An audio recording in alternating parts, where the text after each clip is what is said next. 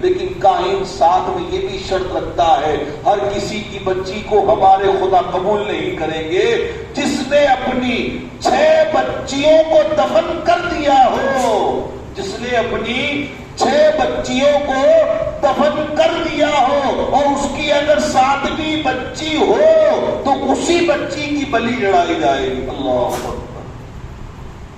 کسی نے 1 کی، کسی نے 2 کی ہوئی تھی، کسی نے 3 کی ہوئی تھی، اس محفل میں سب کوئی 6 دفن کرنے والا نہیں تھا، زندہ 6 بچیوں کو دفن کرنا۔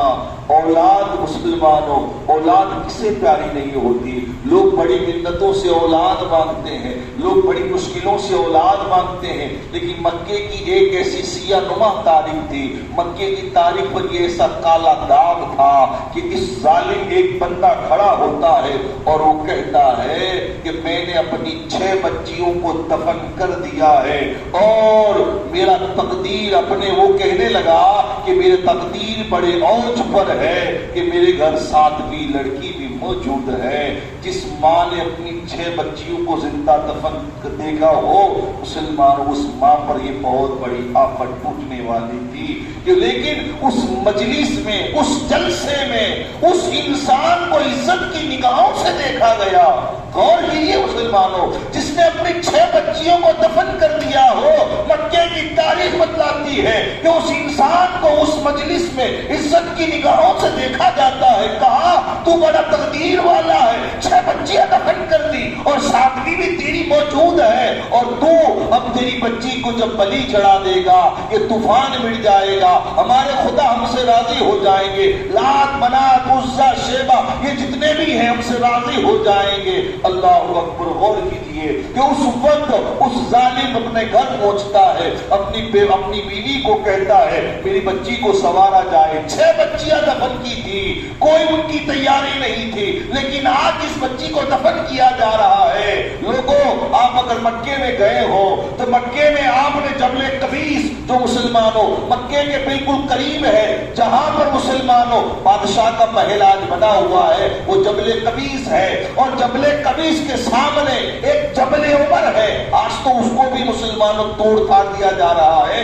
جبل عمر جو تھا، اسی جبل عمر کے قریب لوگ اپنی بچیوں کو دفن کرتے تھے اس زمانے میں۔ اب اسی جبل عمر کے قریب لوگ آج تماشا لے کر، ایک ہجوم لے کر، ایک باپ بیٹی کو لے کے آگے جا رہا ہے، اور اس دور میں جن کو اپنی بچیاں پسند نہیں تھی وہ بھی لے کر چلے آ گئے تھے، اور آج مسلمانوں ایک تماشا لگا ہوا ہے، ایک مسلمانوں تماشا ہے۔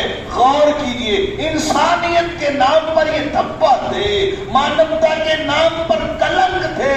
دنیا کہتی ہے کہ انسان، اسلام جو ہے وہ مانوتا کا دین نہیں۔ ارے لوگوں، سب سے پہلے اگر کسی نے مانوتا کا درس دیا ہے تو محمد رسول اللہ کی ذات ہے۔ سب سے پہلے کسی نے اگر مانوتا کا سبق سکھایا ہے تو محمد رسول اللہ کی ذات ہے۔ آقا کریم صلی اللہ تعالی علیہ وسلم کے دور میں یہ ہو رہا تھا۔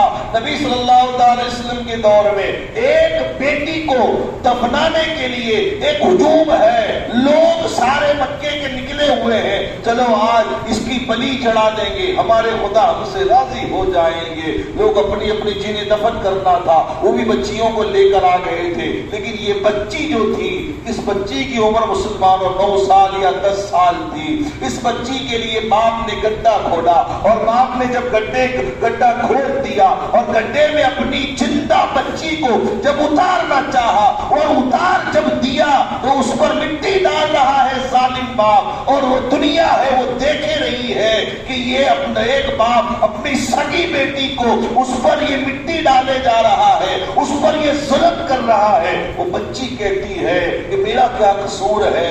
وہ اپنے باپ کا دامن پکڑتی ہے، میرا کیا قصور ہے؟ مجھے کیوں جینے کا حق نہیں؟ مجھے دنیا میں کیوں رہنے کا حق نہیں؟ اگر تمہیں کسی کو داماد نہیں بنانا ہے تو میں تمہاری لونڈی بن کے زندگی گزاروں گی، میں تمہاری غلام بن کے زندگی گزاروں گی، میں تمہارے آگے تم جو چاہو گے وہ کام کروں گی، لیکن مجھے جینے دو، مجھے دنیا میں رہنے دو، مجھے دنیا میں سانس لینے دو۔ لیکن ظالم باپ ہے